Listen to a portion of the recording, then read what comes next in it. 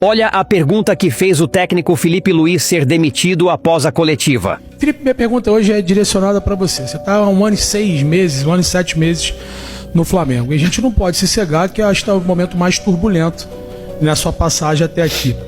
Na última coletiva, na derrota para o Lanús e consequentemente na perda do título, você respondeu que a avaliação ao seu trabalho é a imprensa, é o torcedor que tem que avaliar. Você entende, você é um cara inteligente como é, e você tem um privilégio de ser torcedor, ex-jogador multicampeão e treinador multicampeão. Falta às vezes um pouco de autocrítica para você? Depois do jogo contra o Lanús, um time que brigou com você até o final, substituições como colocar o Cebolinha na direita, você treinou isso durante a semana? Você tinha colocado o Cebola no lugar do Lino no intervalo e depois você tirou ele e colocou na direita. Faltou um pouco ali talvez de leitura, você treinou isso, você assume um erro, porque o torcedor está preocupado com isso. As 2 finais que o Flamengo perdeu esse ano, tanto para Corinthians e também para o Lanús, o torcedor está bronqueado com isso. Isso aí é óbvio. O que o torcedor Felipe Luiz perguntaria para o treinador Felipe Luiz depois desse jogo? E principalmente, você que se moldou como técnico que é hoje, vitorioso e inteligente, sempre disse que tentava tirar o melhor de cada treinador que você trabalhou. O que o jogador Felipe Luiz perguntaria para o treinador Felipe Luiz após o jogo contra o Lanús? O que você tentou ali para você não cometer talvez um erro no domingo? É importante essa autocrítica às vezes que o torcedor cobra de você. Você se cobra também? Você tem essa autocrítica? Porque quando você fala que a avaliação depende de nós ou do torcedor, não falta um pouco a sua cobrança em relação a você também? Tuas perguntas sempre são muito, muito difíceis, mas gostei dessa pergunta. Gostei. Muito boa essa pergunta. Eu sou o cara que mais tem autocrítica. O que menos dorme, o que mais se cobra, e talvez a mensagem pós-jogo não conectou. Eu como... Até, esqueci uma parte da tua pergunta agora que eu estava com isso na cabeça para te falar. Mas... vamos lá, depois do jogo do Lanús... Primeiro do Cebola, primeiro eu vou explicar do Cebola. O Cebola estava jogando na esquerda. E faltavam 25 minutos ou 20 minutos, acho que 15 minutos para acabar o jogo. Nós estávamos empatando o jogo. Então eu coloquei mais um atacante, coloquei 3-5-2 e coloquei o Cebola de ala direito para tentar fazer um gol. E sofremos o pênalti. Então eu fiquei com Bruno e Pedro na frente, com Arrasca e Paquetá, com o Cebola na direita e o Ayrton na esquerda. Isso, Jorginho e Pulgar, 2 zagueiros. Então a gente fazia um 3-5-2. Então somamos 6 jogadores de ataque, era a forma que eu tinha, do jeito que estava e tudo mais. Então não coloquei o Cebola de lateral direito porque eu achava que era bonito, entendeu? Eu quis já colocar um atacante mais, porque a gente só estava conseguindo chegar com cruzamentos.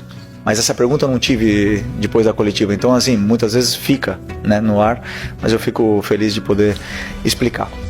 Sobre a minha análise pós-jogo, e que eu falei aqui, realmente, assim, eu como treinador, ou talvez nós como treinadores, a gente avalia o jogo, e quando eu digo que é um bom jogo, dentro das fases do que eu imagino do jogo, aonde eu queria levar o jogo, as fases que o jogo tem, ele aconteceu.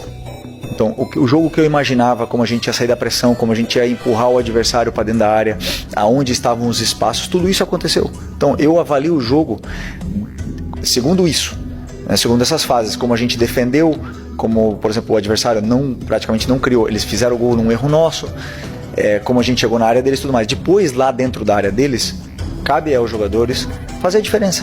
Que não fizemos e tivemos aí os melhores jogaram o primeiro tempo, os que eu achava que eram os melhores naquele momento, depois entraram no banco, como eu falei antes, com o melhor elenco da América, e os jogadores não estavam num dia tão fino, a bola, ou não sei, qualquer coisa, e aí não conseguimos resolver nessa melhor situação.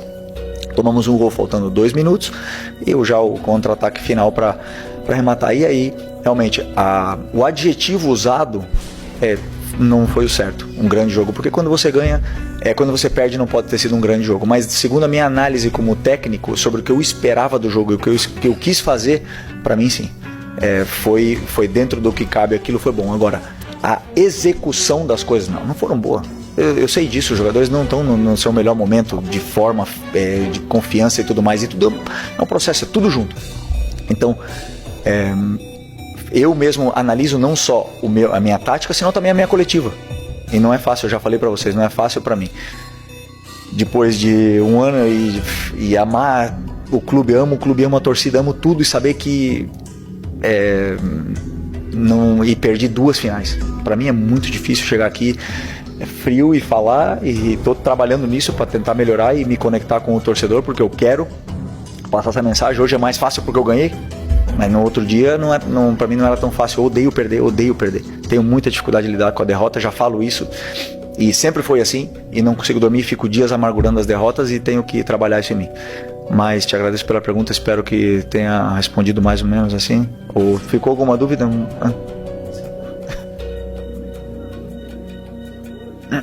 Sim, não, mas eu erro, não tenho problema nenhum de assumir. Aliás, eu falo perfeitamente que eu sou o responsável, não tenho problema em assumir. Como eu já disse outras vezes, talvez o treinador, o torcedor, ele goste mais desse perfil de jogador que dá carrinho e tudo mais, que conecta mais. Eu sou um perfil diferente, mas eu conecto com o torcedor de outra forma com ele. Então eu sempre senti essa conexão com o torcedor, sempre senti, independente do que aconteça daqui pra frente. Se amanhã eu não estiver aqui, o meu amor, o meu carinho pelo Flamengo sempre vai existir, e acredito que do torcedor para mim também. Agora, a cobrança momentânea, ela tem que existir, sempre teve. Como jogador também fui muito cobrado e muito criticado, com razão, e isso me fez ser melhor. Não tenho dúvida disso, que eu vivi os melhores anos da minha vida.